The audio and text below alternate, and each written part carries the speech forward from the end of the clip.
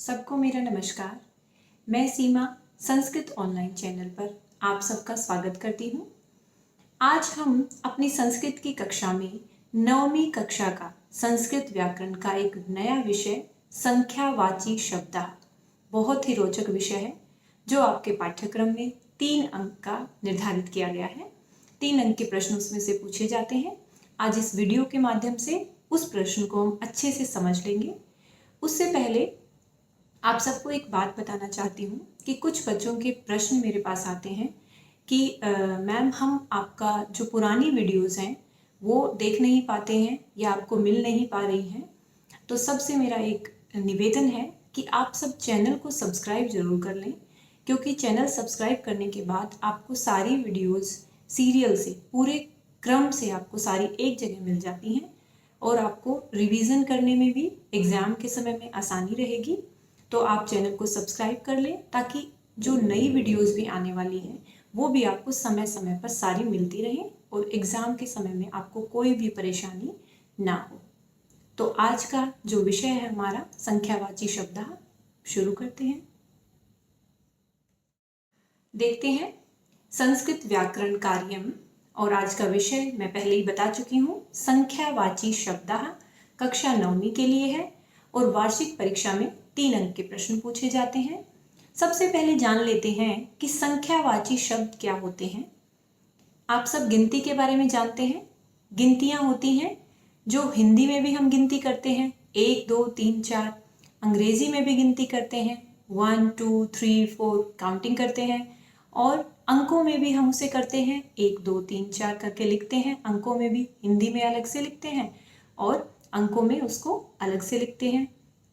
उन्हीं गिनतियों को आप शब्दों में और संस्कृत भाषा में कैसे लिखते हैं, याद करते हैं।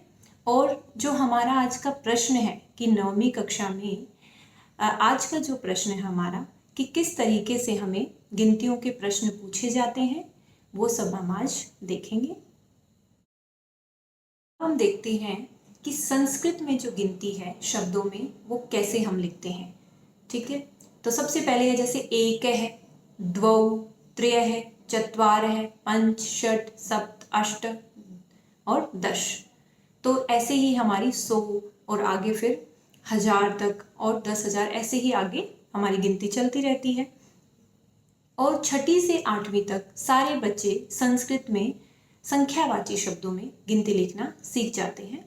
ठीक है, और आप सबको गिनती पहले से ही आती होगी। फिर भी अगर आपको गिनती याद करने में कोई भी मुश्किल लग रही है तो एक तरीका मैं आपको बताती हूँ, उसे आप गा कर भी याद कर सकते हैं गिनती को। जैसे 1 से 20 तक मैं आपको बताती हूँ और आगे आप उसको वैसे ही दोहरा सकते हैं मेरे साथ। जैसे एकः द्वौ त्रयः चत्वारः पञ्चः षट् सप्त अष्ट नौ दश एकादश द्वादश त्रयोदश चतुर्दश पंचदश षोडश सप्तदश अष्टादश नवदश विंशतिः। फिर से ऐसे दोहराएंगे और 2-3 बार आप दोहराएंगे तो आपको गिनतियां पूरी याद हो जाएंगी। तो 1 से 100 तक गिनती आप अच्छे से पहले याद कर लें। उसके बाद हम आगे बढ़ते हैं प्रश्न की ओर।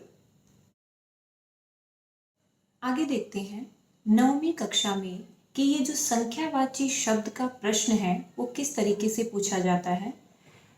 तो 1 से लेकर 4 तक मैंने स्क्रीन पे शेयर किया है। एकः द्वौ त्रयः चत्वारः, जो 1 से 4 तक गिनती हैं, केवलम प्रथमा विभक्तो, केवल प्रथमा विभक्ति में, ये आपके पाठ्यक्रम में दिया गया है। तो 1 से 4 तक जो गिनती हैं उनको हम देखते हैं कि तीनों लिंगों में, पुल्लिंग, स्त्रीलिंग व नपुंसकलिंग, तीनों लिंगों में ये गिनतियाँ कैसे चलती हैं। हमें इनको अच्छे से याद भी करना है और ये भी देखना है कि इनका हम वाक्य में प्रयोग कैसे करते हैं। तो सबसे पहले हम देखते हैं कि तीनों लिंगों में ये कैसे चलती हैं। और इसके अलावा एक और महत्वपूर्ण बात कि 1 से 4 तक तो तीनों गिनती तीनों लिंगों में चलती हैं और उसके बाद 5 से लेकर जहाँ तक भी गिनतियाँ समाप्त होती हैं वहाँ तक जो गिनती हैं उनके ऊपर किसी भी लिंग का कोई भी प्रभाव नहीं पड़ता। वो हम अच्छे से उदाहरण के द्वारा आज इस वीडियो में समझेंगे। देख लेते हैं पहले एक। एक जो गिनती है, एक जो है वो है पुल्लिंग में एकः, स्त्रीलिंग में एका, नपुंसकलिंग में एकम। ठीक है। आगे है दो। दो को पुल्लिंग में क्या बोलेंगे? संस्कृत में द्वौ, स्त्रीलिंग में द्वे, नपुंसकलिंग में द्वे। ये दोनों एक जैसे हैं, पुल स्त्रीलिंग व नपुंसकलिंग। आगे है तीन। जो तीन हमारा संख्यावाची शब्द है उसको पुल्लिंग में बोलते हैं त्रयः, स्त्रीलिंग में तिस्रः। क्या बोलेंगे? तिस्रः। कुछ बच्चे इसको बोलने में थोड़ा सा समझ नहीं पाते हैं कि इसको कैसे बोलना है, तो इसका उच्चारण सीख लें। तिस्रः। और नपुंसकलिंग में त्रीणि, त्रीणि। उसके बाद है चार। चार को देख लेते हैं कि कैसे बोलना है। सबसे पहले है पुल्लिंग में चत्वारः और स्त्रीलिंग में चतस्रः, चतस्रः। और उसके बाद नपुंसकलिंग में चत्वारि। तो ये हमें एक से चार तक तीनों लिंगों में गिनती को अच्छे से पहले पढ़ना सीखना है और उच्चारण करना जरूर अच्छे से सीखना है, क्योंकि जब तक हम उच्चारण करना नहीं सीख पाते हैं किसी भी भाषा का, हम उसको शुद्ध नहीं लिख सकते। ठीक है। तो आगे देखते हैं प्रश्न कैसे पूछे जाते हैं, किस तरह के प्रश्न इनसे पूछे जाते हैं। हमने ये तो समझ लिया कि एक, दो, तीन, चार तीनों लिंगों में कैसे कैसे चलते हैं और इनको आपको अच्छे से याद करना है। और आगे बढ़ते हैं प्रश्न की ओर। जैसे प्रश्न आता है कोष्ठ के भय, कोष्ठक का मैंने चिन्ह बनाया है ब्रैकेट, ताकि आपको समझ आ जाए कोष्ठक किसको कहते हैं। कोष्ठ के भय समुचितम संख्या पदम चित्वा रिक्त स्थानानि पूरयत। कोष्ठक से समुचित पद, उचित जो संख्या पद है उसको चुन करके आपको रिक्त स्थान पूर्ण करने हैं। ठीक है। एक दो उदाहरण मैंने लिखे हैं पहले आपके लिए। जैसे क है डैश महिलाः जलम आनयन्ति, और उसके दो उदाहरण दिए हुए हैं ब्रैकेट में कोष्ठक में, जैसे त्रीणि और तिस्रः। उसके बाद ख में लिखा है मैंने सह डैश कथाम लिखती, और उसके ब्रैकेट में जो है जो ऑप्शन लिखे हैं वो है एकाम और एकम। ठीक है। अब इनको करने से पहले मैंने आपको उदाहरण पहले इसलिए बताए हैं ताकि आपको ये पता चल सके कि किस तरह के प्रश्न आपकी परीक्षा में पूछे जाते हैं। लेकिन इनको करने से पहले हम जान लेते हैं कि प्रश्नों को करने से पहले हमें क्या क्या चीजों का ध्यान रखना है। प्रश्न को करने से पहले हल करने के जो आसान तरीके हैं वो पहले हमें पता होने चाहिए। तो जान लेते हैं। पहला है तीनों लिंगों को पहचानें। जब भी आपके सामने कोई प्रश्न आता है खाली स्थान में, आप उसको पढ़ के ये जानेंगे कि ये जो वाक्य है इसमें पुल्लिंग के बारे में बात की गई है, स्त्रीलिंग के बारे में बात की गई है, या नपुंसकलिंग के बारे में बात की गई है। तभी आप कोष्ठक में दिए हुए जो ऑप्शन है आपका उसको उसमें सही रूप से भर पाएंगे और आप सही अंक पा सकोगे। तो इसका आपको विशेष ध्यान रखना है। आगे देखते हैं वाक्य का हिंदी अर्थ समझें। जो भी फिलिंग द ब्लैंक्स में रिक्त स्थान में आपके सामने वाक्य आया है उसका अर्थ समझने का प्रयास करें कि ये किसके बारे में बात की गई है। जब आप अर्थ समझ लेंगे तो बहुत आसान होगा आपके लिए आपका जो ऑप्शन में से उत्तर को ढूंढना। आगे है 1 से 4 तक संख्यावाची शब्दों को याद करें। जो भी मैंने आपको बताया कि जो हमारा मुख्य प्रश्न है 1 से 4 तक संख्यावाची शब्द तीनों लिंगों में, उनको अच्छे से हमें कंठस्थ कर लेना है। जब हमें याद हो जाएंगे पूरी जो उसकी टेबल है 1 से 4 तक तीनों लिंगों में, उस टेबल को अच्छे से याद करना है, लिख कर उसका अभ्यास करना है, तो बहुत अच्छे से आप उसके उत्तर दे पाएंगे। उसके बाद है प्रथमा विभक्ति के अलावा अन्य विभक्ति पर भी ध्यान दें। वैसे तो ये प्रश्न पाठ्यक्रम के अनुसार प्रथमा विभक्ति में ही पूछा जाता है, पर कई बार इसके जो ऑप्शन होते हैं वो दूसरी विभक्तियों में भी आ जाते हैं, पर ऑप्शन में भी दूसरी विभक्ति ही दी जाती है। वो मैं आपको उदाहरण के द्वारा समझाऊंगी तो आप अच्छे से समझ पाएंगे। नए नए संस्कृत शब्द सीखें। नए नए संस्कृत शब्दों से मेरा मतलब है कि जैसे आपको संख्या शब्द, वो किसी व्यक्ति का, वस्तु का, स्थान का, जानवर का नाम हो सकता है। आप आपकी पाठ्य पुस्तक में आए हुए जितने भी पाठ हैं उनका संस्कृत में मौखिक अध्ययन जरूर करें। उससे आपको नए नए शब्दों के बारे में जानकारी मिलेगी और फिर आपको वाक्य से पता चल जाएगा कि ये शब्द पुल्लिंग है, स्त्रीलिंग है या नपुंसकलिंग है। तो ये सब चीज़ों का ध्यान रखते हुए हम अपने जो प्रश्न हैं उदाहरण वाले, वो अब समझते हैं कि किस तरह के प्रश्न आएंगे और कैसे हमें उनका उत्तर देना है। अब हम उदाहरण के द्वारा, बहुत सारे प्रश्न मैंने आपके लिए बनाए हैं संख्यावाची शब्दों के, तो उदाहरण के द्वारा अच्छे से जान लेते हैं कि परीक्षा में कैसे हमें इन प्रश्नों का हल करना है। देखते हैं पहला वाक्य, डैश सरोवरेषु नील कमलानी संति। तो जैसे मैंने आपको पहले बताया, पहले वाक्य का हिंदी अर्थ किया हमने। सरोवरेषु, सरोवरों में, नील कमलानी, नील कमल, संति हैं या होते हैं। ठीक है, तो सरोवरेषु, सरोवर जो शब्द है वो क्या है, पुल्लिंग है। तो हमें इस पे ध्यान देना है कि इसमें पुल्लिंग के बारे में बात की गई है या स्त्रीलिंग के बारे में बात की गई है या नपुंसकलिंग के बारे में बात की गई है।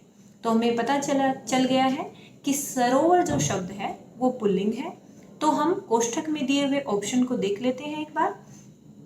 त्रिशु और तिसरीशु दो दिए हुए हैं हमने। ये त्रिशु किसके लिए आया है, तीन, और त्रिशु पुल्लिंग है या स्त्रीलिंग है, त्रिशु है पुल्लिंग और तिसरीशु क्या है, स्त्रीलिंग।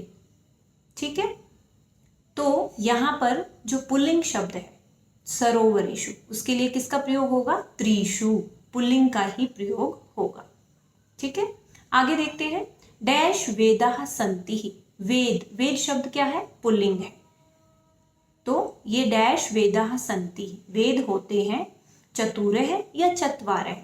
तो आप अपनी टेबल को याद कर लेंगे तो आपको पता चल जाएगा कि चतुरः तो वहां पर कहीं आया ही नहीं है, चत्वारः आया है पुल्लिंग में। ठीक है, और ये पुल्लिंग ही शब्द है, चत्वारः वेदा सन्ति, तो ये इसका सही उत्तर होगा। आगे है, तस्मिन् वने डैश विशालौ वृक्षौ स्तः। तस्मिन् वने, उस वन में, डैश विशालौ वृक्षौ, विशाल, औ जहां पर आया विशालौ तो दो के बारे में बात हो रही है, विशाल वृक्ष हैं। ठीक है, तो ब्रैकेट में भी दिया हुआ है दयोः, द्वयोः और द्वौ। तो अब जो है उस वन में वृक्षों की बात हो रही है, तो वृक्ष शब्द यहाँ पुल्लिंग है, तो द्वयोः नहीं होगा, क्या होगा, द्वौ होगा। तस्मिन् वने द्वौ विशालौ वृक्षौ स्तः। अगला है चौथा, डैश पांडवः आसन। पांडव, आसन का अर्थ है थे।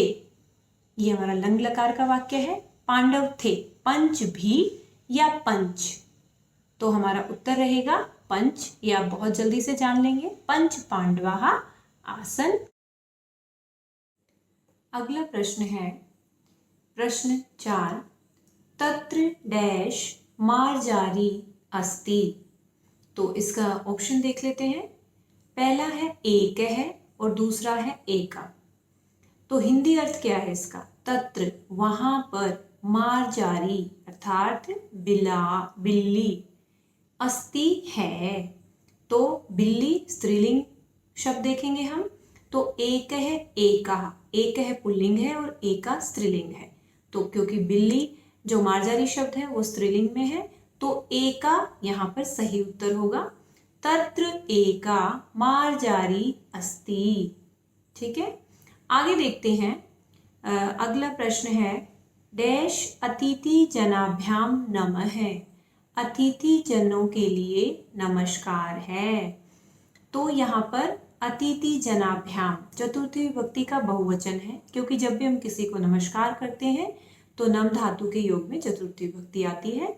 इसलिए मैंने आपको पहले बताया था कि कभी कभी विभक्तियां प्रथमा विभक्ति के अलावा भी दूसरी विभक्ति यहाँ पर देखने को मिलती है, तो हमें उसी विभक्ति के अनुसार उसका ऑप्शन भी देखना है।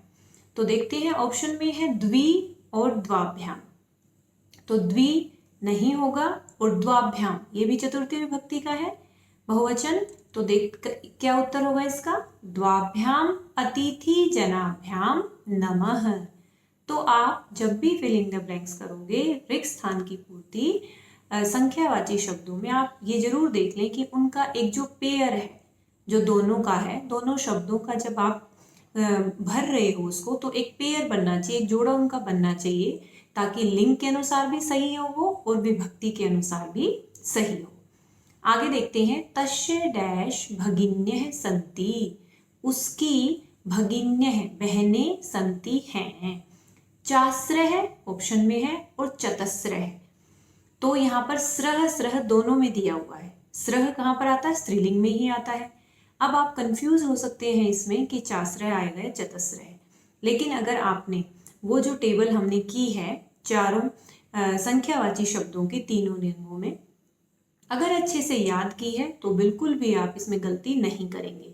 और चतस्रः शब्द जो है इसका सही उत्तर होगा तस्य चतस्रः भगिन्यः सन्ति, उसकी 4 बहनें हैं। आगे है, वृक्षे डैश खगौ तिष्ठतः, वृक्ष पर खगौ 2 जो पक्षी हैं तिष्ठतः बैठते हैं। ऑप्शन में दिया है द्वि और द्वौ, तो द्वि नहीं होगा क्योंकि खग शब्द पक्षी के लिए आता है, वो पुल्लिंग है, और खगौ और इसके साथ आएगा द्वौ, वो भी पुल्लिंग में है, तो खगौ के साथ द्वौ खगौ तिष्ठतः, 2 पक्षी बैठते हैं।